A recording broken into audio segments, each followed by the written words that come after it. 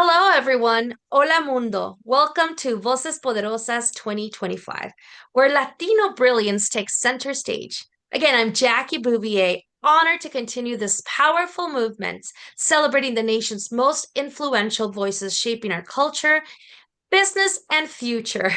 Voces Poderosas is more than just a shortcast. It's a national stage that shines the light on pioneers, trailblazers, and catalysts whose vision, courage, and wisdom fuel empowerment and lasting success. Here, we celebrate Latino excellence and amplify the voices that move markets, inspire communities, and define our time. And today, we're shining the light on none other than the dynamic, amazing Damian Rivera, CEO of ALPFA, the leader behind one of the most impactful organizations driving Latino leadership and opportunity in corporate America. Before stepping into this national leadership role, Damian spent over 2 decades at Accenture as a managing director, driving digital transformation and customer innovation in the utilities sector. Please help me in welcoming my friend Damian. Hola, Damian, bienvenido. Hey, thank you so much for having me. I appreciate it. I'm excited for the conversation today. I'm super excited to have you. I've been waiting so patiently. As you know, I admire, I love you. I love your energy. I just think you're just such a phenomenal motivational speaker, leader, influential human being. So thank you for doing everything you do. And I'm sure, like myself, we all want to know your journey, your story. Tell us, how did you get to where you are? You can go deep if you want, because I think that's what transforms people's lives, is to know Yeah, who you are. yeah. I will start. Born and raised in Spanish Harlem for most of my life. I was a kid with the holes in the jeans, didn't, holes in the shoes, didn't own a pair of jeans until I was 13 in high school. Oftentimes, I would get made fun of, right? I was one of those kids that got made fun of a lot because I didn't have all the cool things, if you will. But what I had around me was a community that believed in me and it believed in us and our ability to be able to do the impossible things. Around 11, 12 years old, I got the opportunity to learn how to code. Really, around 10 is when they put the computers in front of us. And if you think about it back then, kids in Harlem weren't learning how to code, let alone had computers in front of them. That translated over to, well, I'll give you a little bit more the deeper side of it. Um, it translated to an opportunity for me to be able to start seeing what was possible, right? Computers were just starting out. And then I remember at my grandfather's funeral, my dad pointing out a guy across the hall. He was like, "You know who that guy is?" I was like, "No, Dad, I don't know who he is." He was like, "You know what he does?" And in my head, I'm thinking, if I don't know who he is, I don't know what he does. But you don't say that to your dad. So I was like, "No, Dad, I don't know what he does." He said he's an electrical engineer. That's what you want to be. Before buildings go up in the city, he has to sign off for buildings to open up. That's what you want to be. Fantastic, Dad. Apparently, I want to be an engineer. And so as I progressed forward, that is what I focused on, wanting to be an engineer. I will also share this one bit.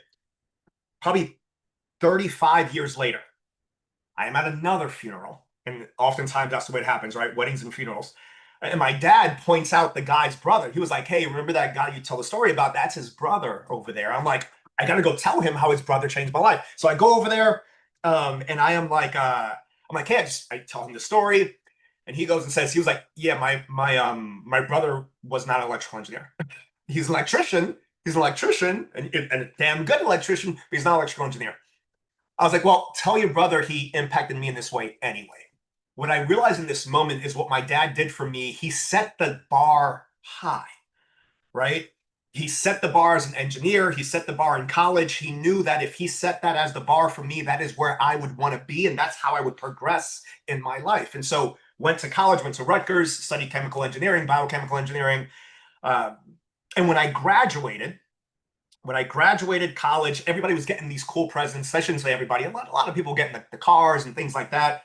I got what I thought at the time was nice, but didn't realize how meaningful and impactful it was. It was a hand-colored picture of, and actually I have it on my wall here, so I will show it to you. It Oh, was this right here. wow. And Oh, it says, wow. "Don't ever give up." And it is a pelican with a frog in its mouth, and the frog is choking the pelican. What I didn't realize at the time is what my parents were trying to tell me, which was they may not be able to tell me what it is to be a corporate person, right? I was not first generation college, but I was first generation corporate. And all of a sudden, I was going into a world that they didn't know. But what they knew was that if I just moved forward with my values, I had everything I needed to succeed, and I would be able to achieve what it was that I had in my dreams as long as I never gave up. And so this over here is something that in our family now, when the kids graduate, so my daughter has one, she just graduated college. My son has one, he graduated with an architecture degree, daughter with a photography business degree. Um, to remember, it's about values. And so after I graduated college, went to this company called Anderson Consulting. At the time, it was named Anderson Consulting. Later on, it became Accenture. I was going to be there for 2 years. The idea was 2 years, and then I would go get my MBA. NYU had a phenomenal program. It combined an MBA with a master's in microbiology and DNA technology, and that's what I wanted to do. And so I went to work for 2 years, and 2 years turned to 20 years. And the 20 years, what I tell folks all the time is this: if you are thinking I'm going to graduate college and I will go back later, have a very specific plan. It becomes really hard to go back later once money starts coming in, once you have a family, they become other responsibilities. And so what I tell folks is make sure that you are putting a very explicit plan together so that you don't diverge off of your trajectory. But um, I went on, I got married to my high school sweetheart. We've been married for 25 years. I knew when I was 13, I would marry her, marry my high school sweetheart, Wow. uh, became a consultant, went from analyst to consultant. Then I was like, a couple of years later, I could get to this manager thing, that executive level. Let me see if I could get there. All of a sudden, I got to manager, and I was like, wait a second, that partner thing is within sight. Maybe that's where I want to go ahead and go. And so that's when my wife and I decided that we would go and shoot for. Um, I want to talk about this one piece real quick. Right before making partner, and now it's called managing director. Um, right before making it, I had an opportunity to do one of two things. I could either stay on a project that was close to home, had a high probability of success, but I would not have a as big a leadership opportunity in that project. Or I could go to another project where there was some tension with the client. It was a huge opportunity. I would be stepping into the senior leadership position. However, if it didn't work out, I would be the one that would be at fault for it not working out. Mhm. And I remember talking to my dad about it, and he says, so what's the worst that happens if you go for that opportunity and it doesn't? I was like, I don't know. They fire me. He was like, okay, so then what's the worst that happens? I was like, I don't know. Like, no income, so we lose our apartment, right? He was like, okay, so what's the worst that happens? I was like, we're homeless, Dad. Like that's the worst, that like we become homeless. I remember his words. We were in the kitchen at my parents' house. And he was like, we've lived in worse. Um, we have some land in North Carolina. We'll put up a tent and we'll live there, right? Had we ever really lived in worse? No. Did my parents live in worse than what we did as kids growing up? Absolutely. What he did for me in that moment was give me the ability to consider taking a risk, because he knew with education, they can't take education away from you. So even if you lose all those things, you can continue to rebuild back up and just take the lesson learned and move forward, right? He gave his history and his struggles and the power gained through his journey and my mom's journey to me to empower me to take the risk. And through taking that risk, I ultimately we closed the deal. It was the biggest in the resources area that year. I made partner, and I specifically say partner because of this. Now, at the time, it got changed to senior executive, and now it's called managing director at Accenture. The reason why I say partner is two things. One, I have business cards that say partner on them. I worked a long time and really hard to get to that level. And just because they changed the name of what it is there, doesn't change what it was that I was able to achieve. Right. Because of the support that I had in the community, my family, to be able to keep moving forward. And so became a partner, managing director. I will now sort of shift into how did I end up in this role right now. Um, I was going to a client meeting, and you know how in the elevators they sometimes have the TVs, and in this particular elevator they had TVs, and I see on the TV there's a building that's collapsed, uh, and it says that there was an explosion in Harlem, and it looks very familiar.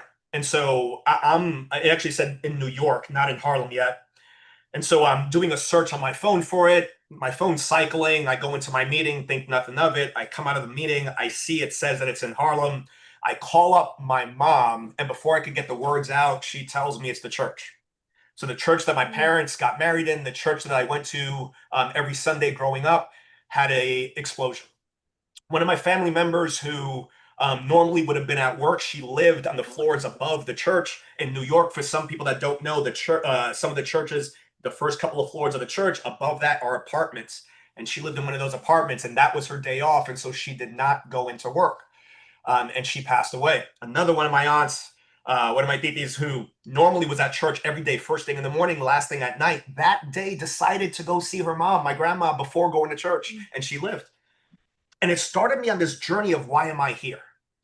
And Mm. as I took time off of work to try to help in the community, what I started to realize is all of the efforts I had been doing, I hadn't been doing enough to give back to the community that helped raise me, to give me the ability to be in the position that I was in. And so I started to look and figure out why am I here and what am I meant to do? Um, that turned into a conversation with the prior CEO of Alpha. I asked him, how did you start giving back in this way? He said, I think you're ready to give back in this way. I said, no, you learn, then you earn, then you serve, right? Like, I think I'm still in this middle phase. He was like, no, you're ready to do it now. Um, he sponsored me by having me speak to the board about digital transformation. That's a lot of the work that I had been doing at Accenture at the time. And what I didn't realize is he was putting me in a position for the board to be able to evaluate, am I someone that could step into that position? And not too long after that, they asked me if I would uh, consider stepping in as CEO. I took a year leave of absence. I had up to a year leave of absence I could take at Accenture. I told them I was going to take a year leave of absence. I had tremendous support in the organization to do that. About So I stepped in this past August, made 7 years. Probably about 6, 9 months into it, they asked, "Are you coming back?" I was like, "I don't think I could ever go back." It has been an amazing, amazing journey. One last thing that's critically important in that journey, in consideration of stepping into this position of Alpha CEO. I had an opportunity to speak at Lehman College. They invited me to speak at their big student boot camp. And I didn't have time. I had gone back to school to do my MBA. I was doing a lot of life checkbox things. I didn't need an MBA at the time. I was already a partner, but I wanted it for me. And so I Mhm. had that. I had family stuff. I had client work. And so they asked me to come speak about resume writing and interview skills. And so I was like, look, I'll do it for 30 minutes and I'm gonna have to be out. That 30 minutes turned to about 3 hours. And at the end of the evening, it was a special thing that was happening. It was students that are traditional students, 18, 19, 20-year-olds in college, non-traditional students in their 30s with kids of their own, early career professionals and late career professionals, all sitting around this table, sharing information with each other. It wasn't one way. It wasn't one direction. It was both ways, right? It was students being able to share knowledge with the adults in the room, and it was the professionals being able to share knowledge with the students. And it was a special thing. And I remember as I was walking to the car, calling my wife saying, if this is what this alpha thing is about, I want in. And soon after that, Wow. I stepped in as a CEO. So that's a long version of the journey that led me to where I am today. I will say this, I'd say it all the time. God willing, I already have kids. God willing, one day grandkids, great grandkids, all that sort of good stuff. I want to be able to tell them when I had a chance to do something meaningful and I had the opportunity to do it, I jumped in both feet. right? I did my part. And so that is what this is, a big part of what this is about. I want to be able to say I did my part to support the community when I had a chance to do it. And so I am having a ball in what I am doing right now. Wow. What a beautiful life journey. Honestly, Damian, this has been the most powerful, impactful 15 minutes of just listening to this journey of yours. And I think that's exactly what the young generation needs to hear. Because there's always, stepping stones, but when you're in that pivotal moment, you can't see them. You have to kind of leap out by faith. And being that you did that, it just inspires people to see that there has to be an alignment inside of you to be able to know what your values are, what you are going to abide by in terms of your heart, your wife, your family, what is right for you. And so the fact that your advice and even given by your father, but the fact that you understood who you are and your identity, I think it's very powerful to be able to see throughout this whole journey because you value who you are and others value you for who you are. I know I do. And I think you're a very powerful leader. And so with that said, I know we've gone over the 50 minutes, but we can put this, I just want to Yeah, ask I'm you, sorry. with I talk a lot. I'm long-winded sometimes. no, this is exactly what we need. I'd love for you to give us professional insight, advice, and most importantly, on the innovation piece, right? From your professional perspective.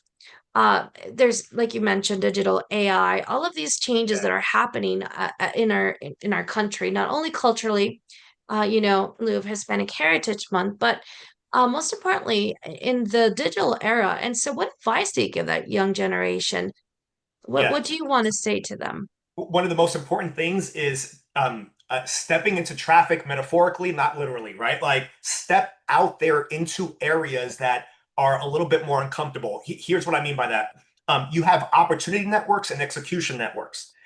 If you stay within your network of people that are all in the same background, same area, that is great to be able to execute upon something, but it's not going to translate over to as much innovative opportunity. So, what you want to do is you want to engage in multiple networks because it's the space between networks where the innovation and opportunity lies, right? Think about Kendall Square. It's supposed to be one of the most innovative square miles in the world over in the Boston area, and it's because you have so many professors, students, so many different languages, backgrounds, ethnicities talking to each other, bumping into each other in that square mile. That is in those connections creates the innovation. And so consider how you step into networks that are outside of what makes you feel comfortable.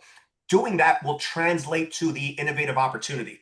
That is one of the most important things we can do, and one of the most important things that, as we are moving forward in the age of AI, think about it for a second. If everybody has AI, other than the proprietary data pieces that companies are going to keep for themselves, then that means the learning field is going to level out a bit. And so to be innovative is going to require a lot of the human connection, right? And so it's going to be those conversations, those touch points that are going to allow for you to be able to move forward.